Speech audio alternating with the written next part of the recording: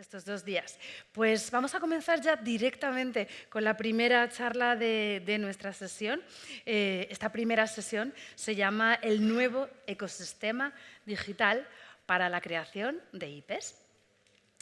Y vamos a hablar efectivamente, como nos prometía antes Diego, del futuro de la industria del entretenimiento.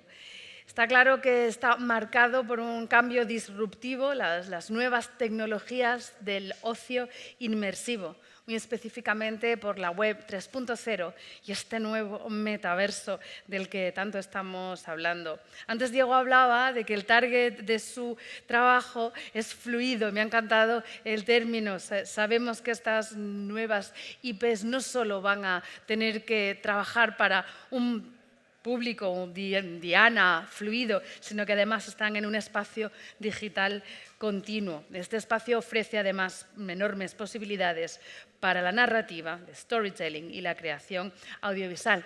Y como nos ha prometido antes, ahora nos va a hablar un rato, así que vamos a darle de nuevo la bienvenida en el escenario a Diego Ibáñez, Chief Brand Officer de DEA Planeta Entertainment. Bueno, pues hola a todos otra vez.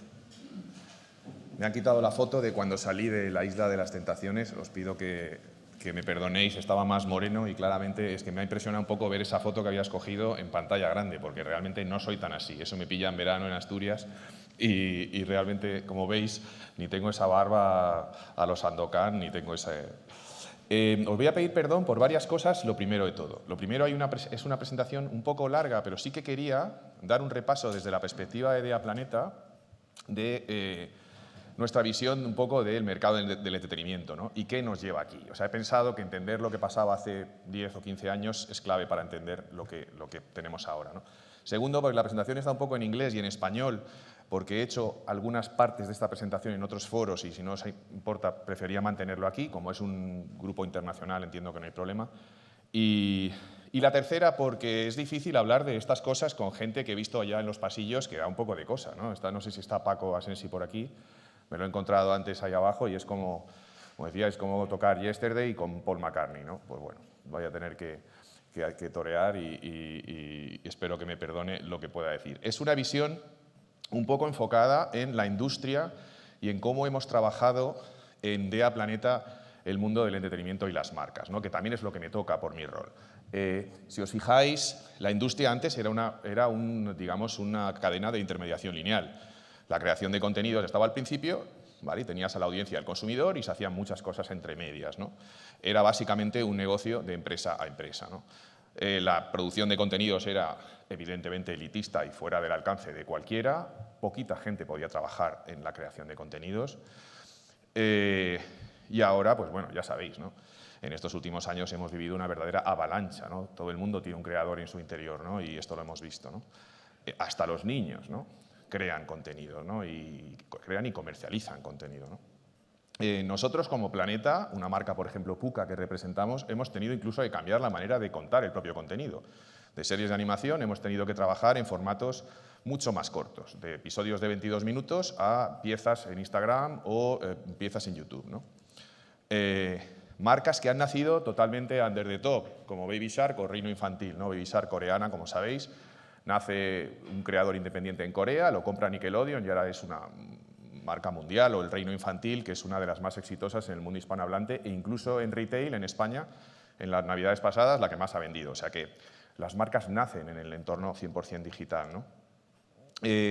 Esto lo han aprovechado la industria también para simular, digamos, el concepto User-Generated Content para llegar a las masas. Esto, por ejemplo, este proyecto, Pocket Watch, es un proyecto compuesto por ejecutivos del sector del entretenimiento, pero grandes, que han generado marcas consistentes en personas, en niños, para llegar a otros niños y vender productos, ¿no? Es decir, que esto ya se...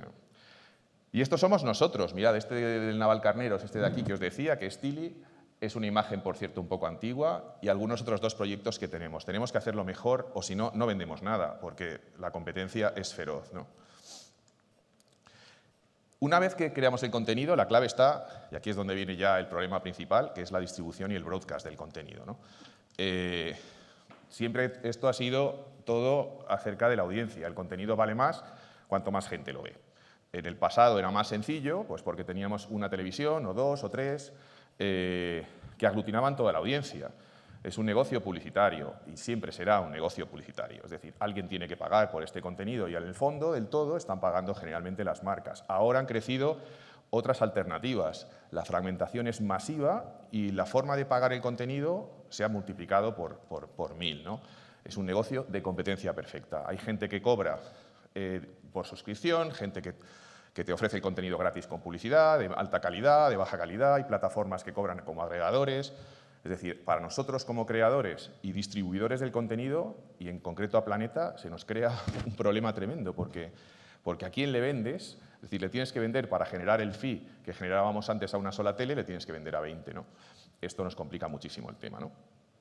Para complicarlo todavía más, ni siquiera YouTube, que antes era la amenaza, YouTube ya se ha convertido un poco como Telecinco, es decir, la damos por hecho, es un grande, ¿no? Realmente el problema es que a YouTube le están saliendo competencia por todas partes. En Estados Unidos solamente tiene el 77% de market share.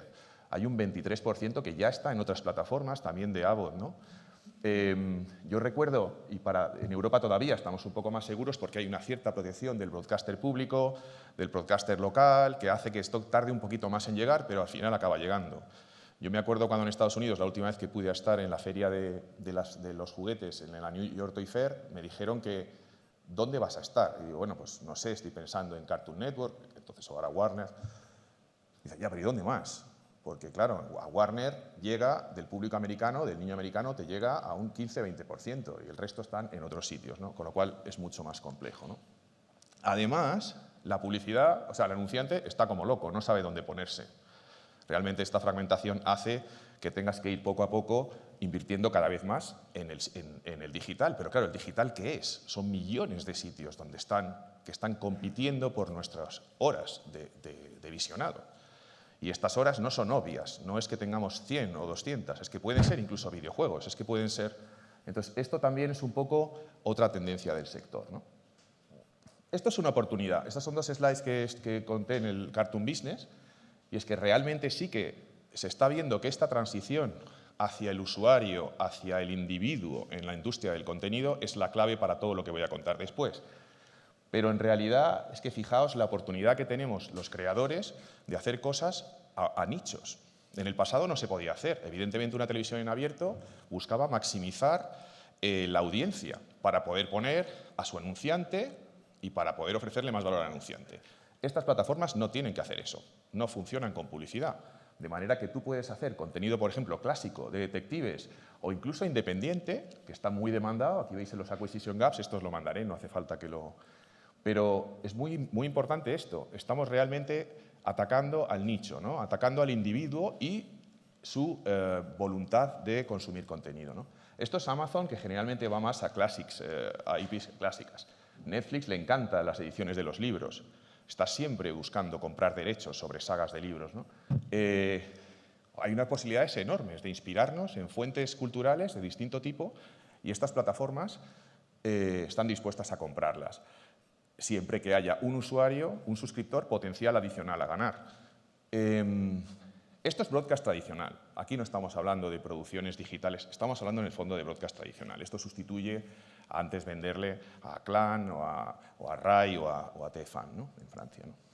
Cosas chulas que a mí me gustan, ¿eh? Bueno, algunas ideas que son muy distintas y que hubieran sido muy complicadas en la televisión tradicional. A la izquierda abajo veis una de mis amigos de Movo, que es preciosa, que es sobre Cero Calcare, que es un dibujante de cómic italiano, que ha hecho una serie preciosísima para Young Adults, como no he visto, algunas como Close Enough, algunas comedias, por cierto, que son locales, como veis esta de Pobre Diablo ahí abajo, que es de aquí, o algún producto que es local, como Maya, que es brasileño y que impacta al final en negocio global. Es como Squid Game, como empezó en Corea y ahora realmente del nicho ha pasado a la masa, ¿no? A la globalidad, ¿no? O este que es por fin preescolar educativo, que siempre ha estado demonizado en la televisión. YouTube hace muchas cosas con diversity, ¿no? Le gusta mucho la diversidad. Como veis, son personajes muy distintos, que ofrecen retos y superación. Esto es otra oportunidad también, que va muy con YouTube, ¿no? Ideas, bueno, Briscoe, no incido aquí. Es una gozada para el mundo de los jugueteros, que pueden crear historias basadas en sus series. Ay, perdón. Sí, es que tengo la manía de mirar a la pantalla y no miro a donde veo. O esto, que son publishers de videojuegos creando historias alucinantes de alta calidad. Aquí, por cierto, os recomiendo que miréis, porque igual que los libros es la primera fuente para las grandes, hay muchísimos videojuegos, y no tiene que ser necesariamente AAA, que tienen historias que son muy potentes para crear ideas, ¿no? Vale. Después de hacer todo esto, una empresa como Planeta, nosotros vendíamos licencias. Si teníamos suerte y a la gente le gustaba, vendíamos licencias y merchandising, ¿no? Esto ha sido lo habitual, ¿no?, de lo que ha hecho la industria. Lo hacíamos, además, con personas con nombres y apellido, que eran 10, nos veíamos en mercados, era todo relativamente sencillo, porque no había mucha gente operando aquí, ¿no? Pero ahora no podemos. No solo porque no sabemos ya a quién venderle, porque es complicado y porque hay muchísimo producto, digamos, distinto, sino que además el niño, o en este caso el consumidor, no compra cualquier cosa. Necesita que esté totalmente integrado en el contenido, con lo cual cada vez más tenemos que producir pensando en lo que vamos a vender después, ¿no?, que también nos complica un poco la vida. Vendemos desde el mismo contenido ya, o sea, está ahí pegado y le das al clic y lo compras. Incluso desde nuestras redes sociales estamos vendiendo, redes sociales de nuestra propia IP que hemos creado, estamos vendiendo esto, ¿no? Finalmente, el retail. Esto siempre ha acabado en el Corte Inglés de turno, ¿no? Y esto era una época preciosa, ¿no?, donde incluso Planeta ni entraba. Nosotros hablábamos con el juguetero de turno y ese juguetero hablaba con esta señora. Era un momento en el que nosotros no producíamos ese valor adicional. Esto ha acabado porque, como ahora se vende muchísimo online y la gente busca experiencias que le aporten más para desplazarse físicamente a un sitio, pues tenemos que divertirnos mientras compramos, ¿no? Esto también piensa que cuando planificamos nuestra marca tenemos que entender cómo va a comprar el usuario y cómo va a comprar nuestro producto el cliente, cómo queremos que interactúe con nuestro producto, ¿no? Cosas que estamos haciendo, como el live show de Ladybug, producido por nosotros, por DEA Planeta, con alcance internacional, que lo veis ahí arriba, o ideas, por ejemplo, como estas, que no son nuestras, de Lego. ¿Soy yo el que oigo? Ah, sí, está aquí. Ahora. Bueno. Vale, entonces aquí estamos, digamos, posicionándonos en prepandemia. Imaginemos que este gráfico, en donde hemos visto que casi todo al final acaba en el consumidor y en el individuo. O sea, la evolución de la industria ha sido hacia y desde el individuo, que ya tiene acceso a todas las etapas de la cadena de valor, donde antes de Planeta era imbatible y superpoderosa y absolutamente exclusiva, ¿no? Esto es muy importante porque es todo lo que viene.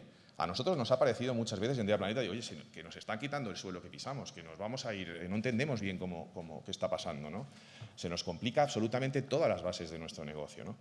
En realidad, yo pienso que es una oportunidad. Una de las razones del cambio nuestro en Día Planeta es precisamente para aprovechar esa oportunidad. Esto que estáis viendo aquí, que volveré luego a ello, es una foto básicamente de la fiebre del oro de los pioneros que construyeron el oeste americano, ¿no? A mí me parece que esto que está pasando es literalmente esto, ¿eh? ¿Y por qué? Porque es una generación y es un momento del tiempo que lo va a permitir. Esto que veis, que es muy obvio asociar generaciones a tecnología, pero hay una obviedad aquí. El baby boomer usaba la tecnología para entretenerse, básicamente. Y llamemos a tecnología al libro, porque también es tecnología, o incluso la radio. La generación X ya lo iba utilizando para trabajar, el millennial ya para socializar, la generación Z para meterse en mundos distintos. Y la generación alfa, hemos estado acostumbrados, y tengo discusiones a título personal cuando mucha gente en mi entorno me dice, es que esto es la tecnología, es que ya es un desastre porque nuestros niños... Es que no es así, es que no están dejando, bajo mi punto de vista, de hacer lo que han hecho nuestros abuelos, pero lo hacen de forma diferente, ¿no? La generación alfa, que es la que viene, es hiperconectada, esto es obvio. Es independiente. Importante lo del independiente para lo que viene. Ya lo sufrimos muchos en casa, ¿no? Esta independencia que tienen, no sé por qué, se han conjurado los astros y tienen esta independencia. Visualmente orientados, súper relevante, tecnológicamente sabios, lo sabemos, y diversos. La diversidad es clave en todo lo que va a venir, bajo mi punto de vista. Fijaos lo que ha pasado en pandemia. Es que vivimos en la pantalla, es que hemos pasado de entretenernos a educarnos, socializar, a la vez en la pantalla. Es verdaderamente el salto cualitativo de la pandemia. Hemos dejado de rechazar la pantalla porque teníamos que vivir con ella, si no, no veíamos al abuelo o si no, el niño no atendía al webinar de clase, ¿no? es absolutamente el cambio, ¿no? ¿Qué pasa con las redes sociales? Esta generación no le gusta leer y no le gusta escribir. No sé si tenéis hijos de esta edad, pero sufrimos mucho porque les gusta ver y se expresan con vídeo o con imágenes, con actuación. Son una generación muy distinta a nosotros en su forma de expresarse. Las redes sociales, como TikTok, reflejan esto. Nosotros WhatsApp, ellos TikTok, porque no quieren escribir, quieren mostrarlo, y quieren cantar y quieren bailar, y es la forma en la que se expresan, ¿no? Y les gustan los videojuegos, les gusta la inmersión en el videojuego y se dejan llevar, ¿no? Bueno, todo esto, no sé cómo voy. Bueno, no voy mal, ¿no? Vamos. Todo esto nos llega aquí, al metaverso. Vale, entonces me vais a permitir, porque como esto del metaverso es una persona, una opinión, la mía es la mía, analizada desde la perspectiva de años de intentar llegar a gente para venderles cosas, ¿no? Entonces ahora pienso, bueno, ¿y la gente dónde está? La pandemia ha creado una cosa, un factor en nuestras mentes absolutamente definitivo. La pandemia nos ha obligado a pensar que este mundo no es suficiente muchas veces, el mundo físico, para llenar nuestras necesidades. Es decir, la pandemia nos ha alejado de la socialidad, del espacio físico donde nos hemos entretenido, donde nos hemos divertido, de quedar con los amigos. La pandemia lo fomenta y, realzado un poco con la propia voluntad de la generación Z y la generación alfa, crea una tormenta perfecta. ¿Esto significa que por eso se crea el metaverso? Pues no. El metaverso, como nombre, nace en 1982, que como sabéis, esta es la clásica cita de Neil Stephenson, su libro Snow Crash, donde crea el concepto metaverso porque dice que no existe otra manera de denominar algo que es como otro mundo que sucede en paralelo al mundo actual. El metaverso no se puede hacer en estos últimos 40 años porque no se puede literalmente. Técnicamente era imposible de crear el metaverso. Pero ahora sucede algo, ¿no? Primero, el metaverso no es un videojuego. El metaverso simula quizá un videojuego. Ni siquiera se puede decir en puridad que es que vamos a crear un metaverso de DEA Planeta. Eso no existe. El metaverso es una cosa, es el universo. Podemos crear un espacio de DEA Planeta.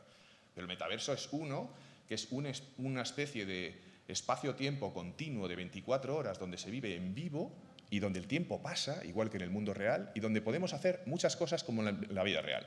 Podemos jugar, podemos trabajar, podemos socializar. Es totalmente inmersivo, no lo vemos. Estamos dentro, es muy importante. Y dentro no significa realidad virtual con unas gafas super bulky. No, estamos dentro, en contacto con el mundo físico, el mundo virtual, o estamos íntegramente ahí, o sentados en casa, pero estamos dentro, es inmersivo. ¿Y qué os puedo decir? Otra cosa que me gusta decir. ¿Es un videojuego? En el fondo, los videojuegos, ¿qué hacen? Simulan. La vida real, de hecho, es como un videojuego. La gente que jugamos a videojuegos, si jugáis a videojuegos, sabéis que en un videojuego, o sea, en la vida real tienes que competir, tienes que crecer, tienes que aprender habilidades. Bueno, pues sí, el metaverso es un videojuego en el fondo, pero es como la vida real, ¿no? Este rollo ni lo miréis. Una cosa importante que yo quiero transmitiros es que esto de aquí, toda esta gente, son esas empresas pioneras que en la conquista del oeste, cuando llegaba gente a buscar la pepita de oro, pues tenían que crear cantinas para darles de comer, tenían que dejarles dormir, hoteles, iglesias, bancos. Así fue como creció el oeste. La excusa era buscar la pepita de oro, pero todo lo que creció alrededor de la pepita de oro es lo que constituyó el éxito, para mí, de la sociedad americana, y es un ejemplo de creación de una civilización, ¿no? Todas estas empresas están de alguna forma tratando de trabajar en el metaverso. De alguna manera están intentando participar y están intentando crear el tejido del metaverso, ¿no? Os explico línea a línea, pero no me voy a detener más que en estos 4 que creo que son esenciales para lo que me toca, que es la implantación o creación de una marca. Pero todas son importantes. Infraestructura. Como decía, en 1982 Neil Stephenson no podía imaginar que podríamos tener esta oportunidad que ahora os explicaré. El hardware. No voy a entrar en el hardware. Vosotros conocéis muy bien realidad aumentada, realidad virtual. Es esencial el hardware para poder avanzar, pero no ha sido para mí la clave, porque las gafas de realidad virtual existen desde hace relativamente 10 años. Sin infraestructura no hubiera sido posible hacerlas humanamente accesibles, ¿no? Realidad aumentada, pues la industria está dando tumbos, ¿no? Pero es importante, lo veremos en el contexto del resto de cosas. Esencial, descentralización. Si queremos crear un mundo, no puede ser centralizado. Es decir, no podemos vivir teniendo que identificarnos y físicamente aparentar cómo ha decidido Microsoft que lo hagamos. Eso no es un mundo libre en el que me puedo mover y puedo decidir dónde voy y quién soy, ¿no? Es fundamental la descentralización.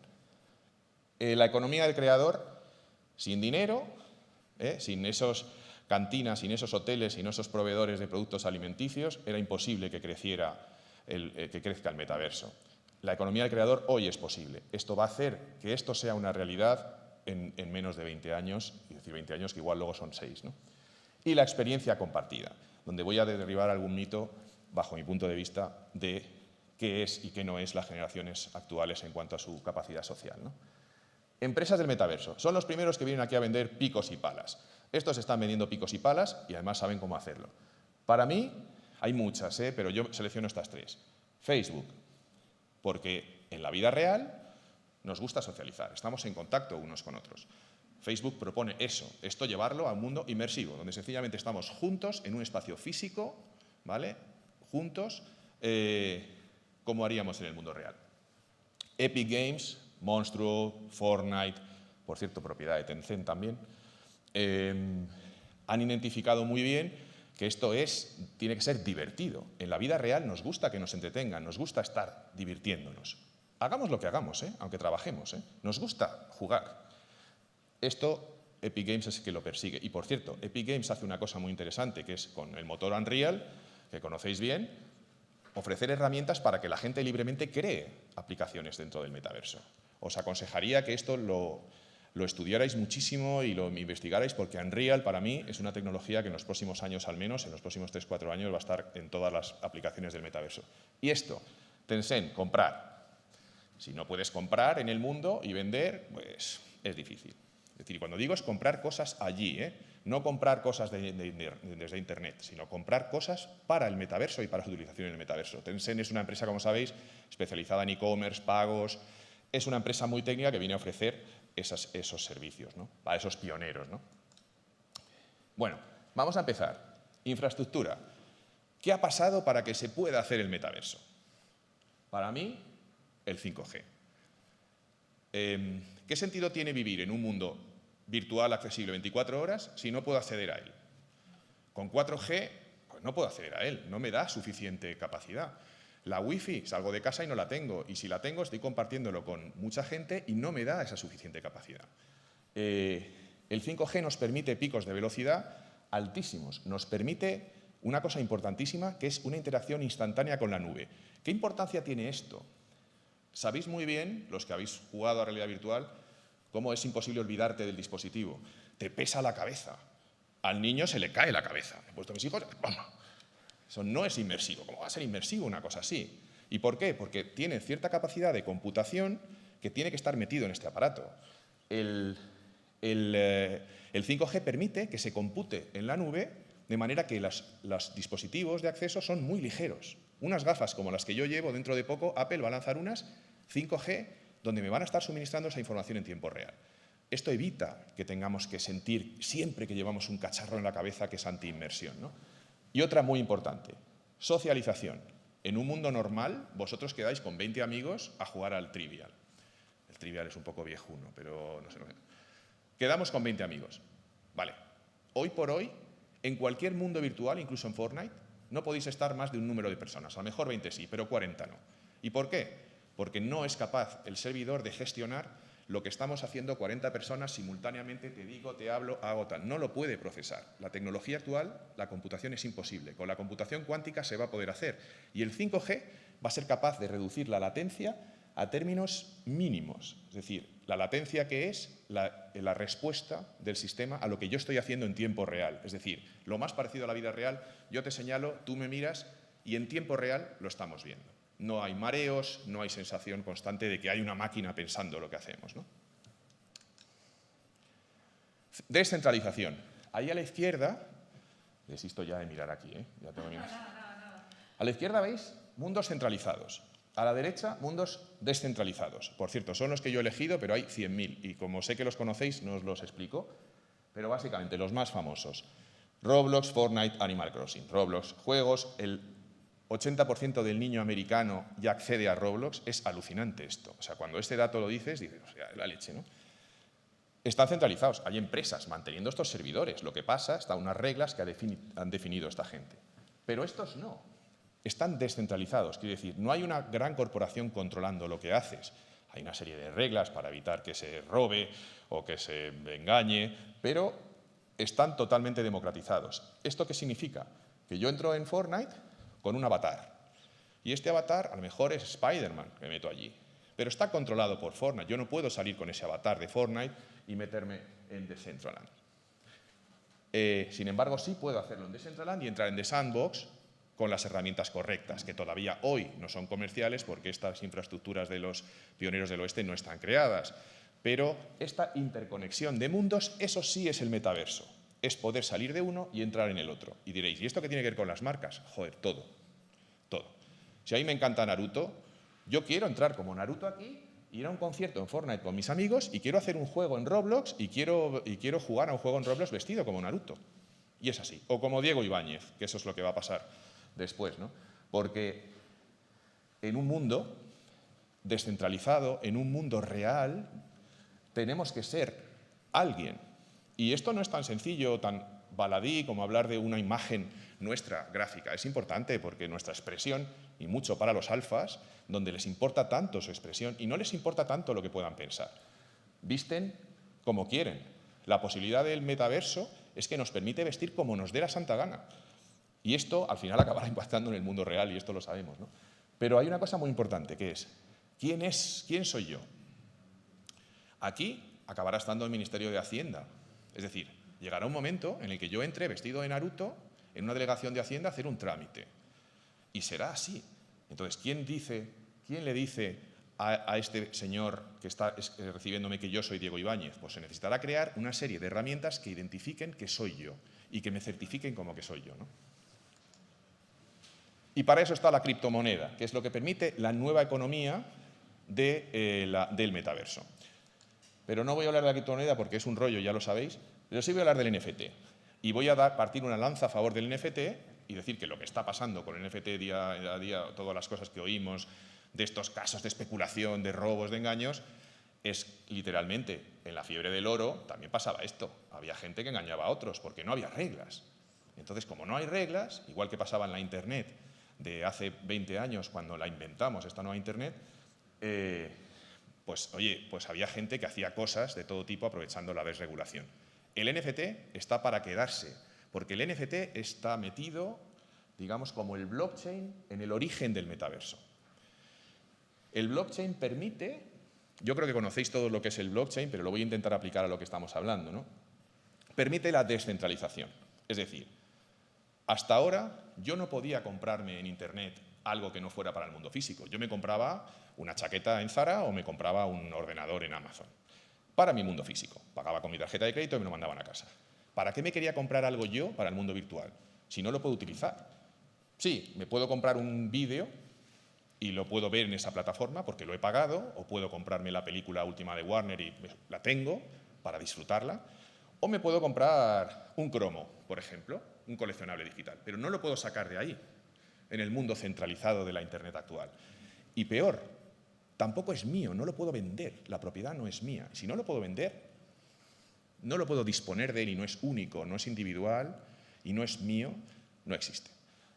Blockchain permite que toda la cadena, en cualquier parte, aquí y en Zimbabue, entiendan exactamente que yo soy el dueño de este activo, que legítimamente yo se lo he comprado a fulano, que el creador original es mengano, ¿vale? Y que cuando yo lo venda en el mercado secundario, en OpenSea, el creador original va a recibir su parte. Es decir, en una economía totalmente distribuida, descentralizada, que viene de la corporación al individuo, esto cambia completamente todas las reglas del juego y permite que el metaverso sea posible. Porque es cuando entramos en el capitalismo, cuando tú y yo y este de aquí podemos trabajar y ganarnos la vida en un entorno que funciona 24 horas físicamente como el mundo real, comprando y vendiendo objetos. Esto es la clave para mí, o una de las claves, y digo para mí, de por qué el metaverso va a funcionar y por qué el NFT no es tan malo una vez que sepamos cómo funcionar, ¿no? Bueno, a ver, como veis, el metaverso, porque no existe el metaverso, ¿no? No se pueden crear metaversos nuevamente, con lo cual, como el metaverso es la ciudad de San Francisco, pues todavía no está. Existen 4 casuchas, una tienda, un banco y una iglesia. Entonces, hoy lo mueven los coleccionables, porque evidentemente el NFT es un coleccionable. Es que es la leche que yo pueda poseer un objeto, ¿no? O poseer un activo, ¿no? En Internet, ¿no? Mueve muchísimo dinero y no hablaré de eso, porque ya lo sabéis, pero sí hablaré de qué puedes comprarte hoy gracias a esto de los NFTs. En el metaverso centralizado, lógicamente, como digo, esta camisa de Marc Jacobs no me la puedo llevar a otro metaverso, por ahora. Pero sí puedo comprar una camisa física y que me den un NFT. Eso ya está muy bien, es decir, eso ya está bien, porque yo puedo ir por la calle con esa camisa y en el mundo virtual de Animal Crossing también la llevo. Bueno, está bien. Igual que Bass, Valentino, todas las marcas están creando sus espacios, pero son espacios aislados. Hay una cuestión importante que no he mencionado, que es el tema de la publicidad. El mundo físico, ya no hablo de Internet, o el mundo del contenido, está dominado, lógicamente, por las marcas y la publicidad. ¿Os acordáis cuando nació Internet hace 20 años? La publicidad no estaba centralizada. Tenías a Google, que no tenía, como tiene hoy, el control de la publicidad a nivel mundial. Esto va a suceder en el metaverso. Hoy por hoy sí que hay marcas que se posicionan individualmente en Roblox o en Fortnite, etc., ¿no? Cada una es diferente, pero esto va a suceder, ¿no? Pero estas sí son descentralizadas, es decir, Burberry ya está haciendo cosas, son blancos, que es producto que luego después puedes sacar teóricamente de ahí, o Cepeto, que es totalmente descentralizado, que arrasa en Asia, y tú te puedes comprar, hacerte tu avatar y comprarte esta ropita de Minions y llevarla en cualquier otro espacio, ¿no? Esto es un poco lo que viene, ¿no? Conocéis muy bien estas cosas seguro, ¿no? Es producto basado un poco en gaming y donde el NFT es esencial y donde la posesión de ese activo es muy directa. En el caso de Axie Infinity, que me parece una pasada, tú puedes comprar ese bicho y lo puedes engordar y hacerle que mejore su valor, ¿no? Y lo puedes participar en batallas, y lo puedes vender, y lo puedes ceder. Es claramente algo que desde la creación de las marcas nos ofrece muchísimas posibilidades, ¿no? Pero esto es un poco lo que sí que creo que es un poco el culmen de lo que os quería contar en cuanto al storytelling. No sé si conocéis estas ideas. Miradlas todas, son todas similares, pero tienen algunas particularidades. Robotos es unos tíos que han creado una cosa que combinando cabezas, brazos de distintos tipos, de aparatos, máquinas, crean personajes. De forma aleatoria, ese algoritmo te crea un personaje que puede ser más o menos raro y vale más. Hasta aquí no es nada distinto, es NFT. Pero si tú eso tienes el activo, el trozo de la IP es tuyo, aquí es donde a Dea Planeta se nos rompe la cabeza. Es decir, ¿a ti qué te interesa? ¿Que tu marca la gestiones tú y tengas que atacar a 350 pantallas distintas plataformas? ¿O quieres que tu audiencia cree personajes basados en tu marca, los posean ellos y ganen dinero con ellos y hagan más grande tu marca?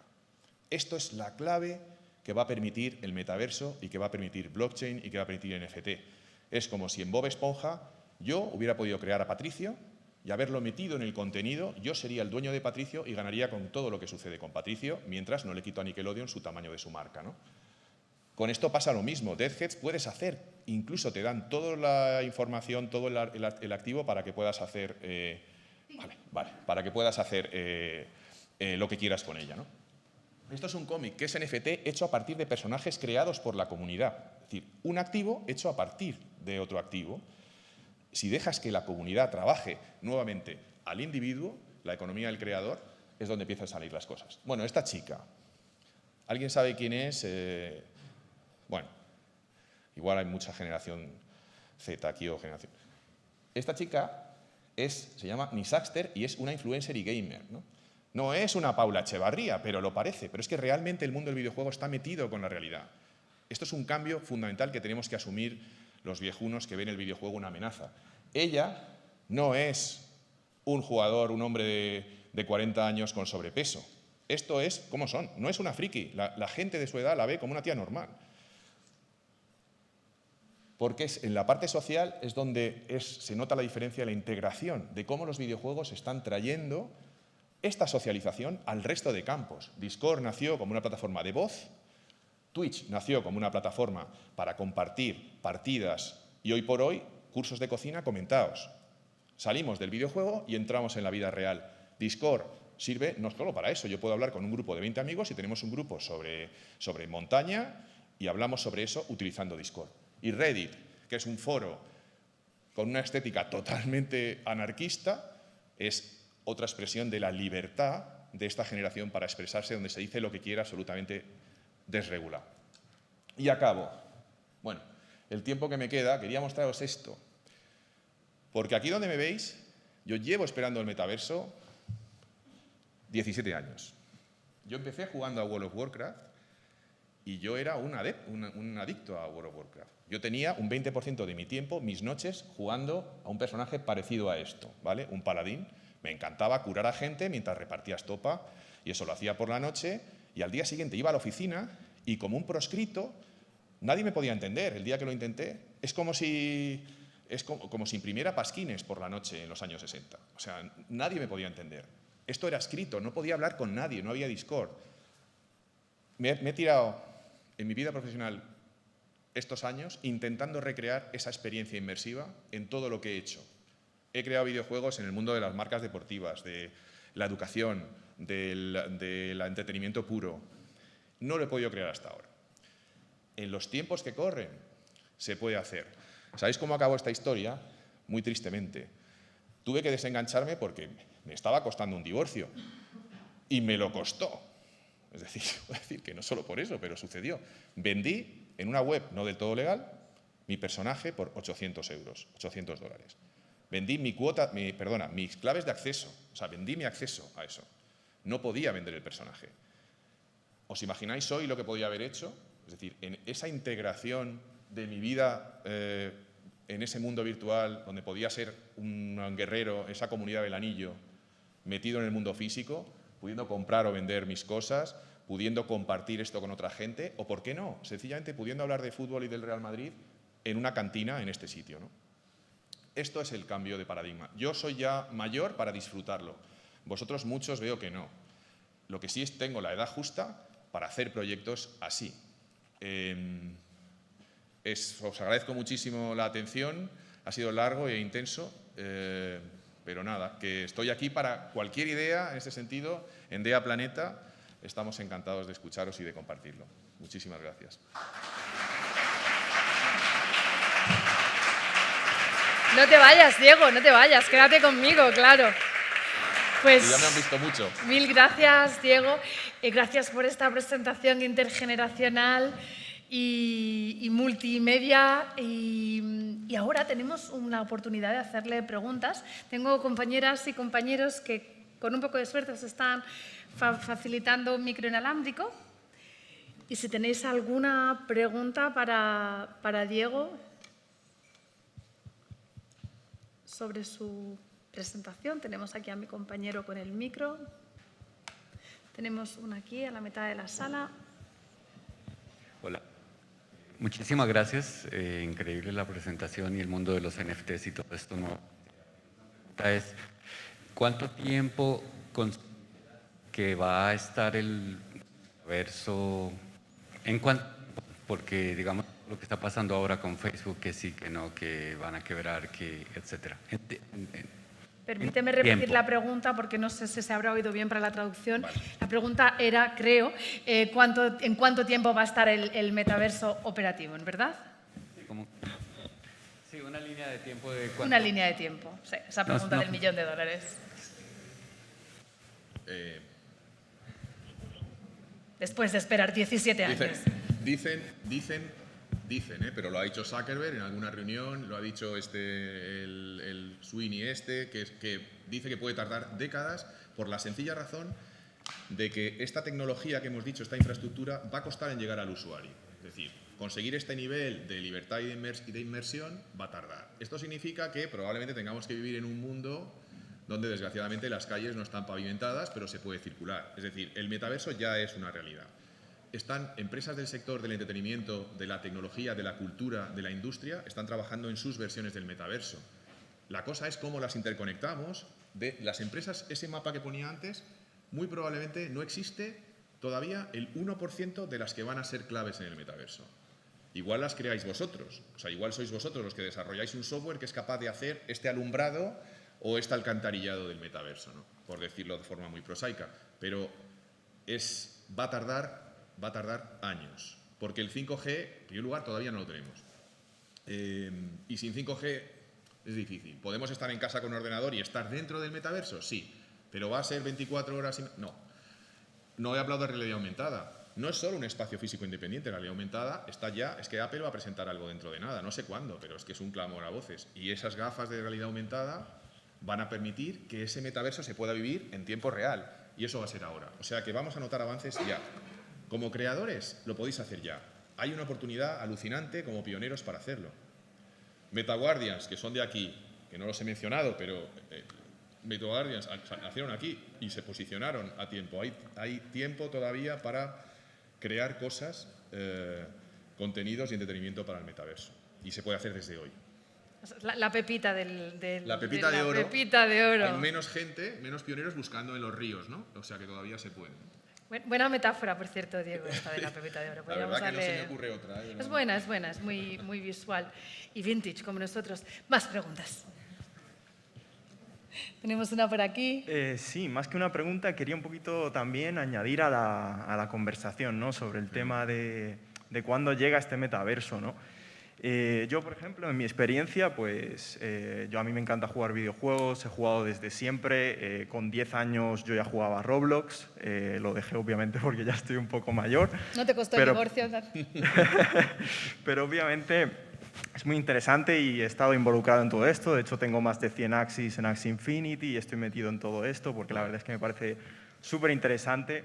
Oye, sal aquí, que tú eres un pro, ¿eh? Tienes que salir aquí a contarlo. Si queréis paso por allá, pero simplemente... O sea, que es que se viene, es que se está viniendo. Oye, lo hacemos interactivo. Se está viniendo, pero le vamos a dar un minuto porque la gente necesita café, pero hombre, claro, vente. No, bueno, si me permitís, bueno, ¿Lo muchísimas vimos gracias bien, compañeros? Sí, ¿verdad? por la oportunidad. Por fin alguien que sabe, joder. Bueno, yo nuestro soy- nuevo ponente. Yo soy Elis Rivera, vengo con Leo Sánchez de estudio, tengo 26 años y nada, simple y sencillamente quería pues eso, aportar un poquito a la conversación de lo del metaverso, porque básicamente, en mi opinión, como que el metaverso siempre ha estado como frente a nosotros, ¿no? Siempre lo hemos tenido de frente, sobre todo, pues como comentábamos, ¿no? Con World of Warcraft, con todos estos MMORPGs en el que se juntaban toda esta tremendísima cantidad de personas a vivir esta segunda vida, ¿no? En el que, o sea, muchísima gente directamente tenía casi más horas puestas en World of Warcraft que en su vida real, ¿no? Entonces, yo, por ejemplo, o sea, es que así en mi cabeza, o sea, sobre lo del tema del metaverso, sobre lo del tema de la economía y tal, pues es que, por ejemplo, me viene a la cabeza pues gente como, no sé si conocéis Second Life, es una especie de videojuego que ya era como una especie de metaverso en el que había tanto propiedades como inmuebles, real estate, tierra y todo esto, y la gente se vendía y se compraba y iban a subastas y se vendían. Yo es que no tengo los números, obviamente, ¿no? Pero cientos de miles de euros e incluso millones, ¿no? de dólares. Y luego, por supuesto, toda la parte de socializar y tal, yo creo que es importante mencionar a VRChat, ¿no? Que se ha convertido en toda una especie de fenómeno, ¿no? Como la gente, cuando salió el VR y tal, que todo el mundo pues, podía conseguirse esos avatares, ¿no? De distintos tipos de IPs, ¿no? Y poder relacionarse y tal, y construir todo tipo de experiencias, ¿no? Y que supongo que bueno, debido a esta pandemia, sobre todo, pues por lo menos consiguió fomentar, ¿no? Un poquito el vínculo entre todo tipo de personas del mundo. Entonces, sobre la pregunta de que cuándo llegará el metaverso, pues un poco depende de lo que uno siente que es el metaverso para uno y lo que uno quiere de él, ¿no? Porque prácticamente siempre lo hemos tenido enfrente, pero cada vez como que lo incluimos más, ¿no? En nuestras vidas. Aquí, si no te oyen. En realidad es eso, por eso es la gracia del metaverso, porque digamos, es una vida en paralelo, con lo cual es muy personal y va mucho en relación a cómo lo vivas tú y cómo lo sientas tú. pero técnicamente va a tardar un poquito en florecer esto. Oye, muchas gracias. Sí, gracias Alex, gracias Diego por esta sesión improvisada entre terapia de grupo de jugadores anónimos, un poco de filosofía y bueno, esperemos que la hayáis disfrutado tanto como nosotros y nosotras y ahora tenemos un merecidísimo café servido afuera.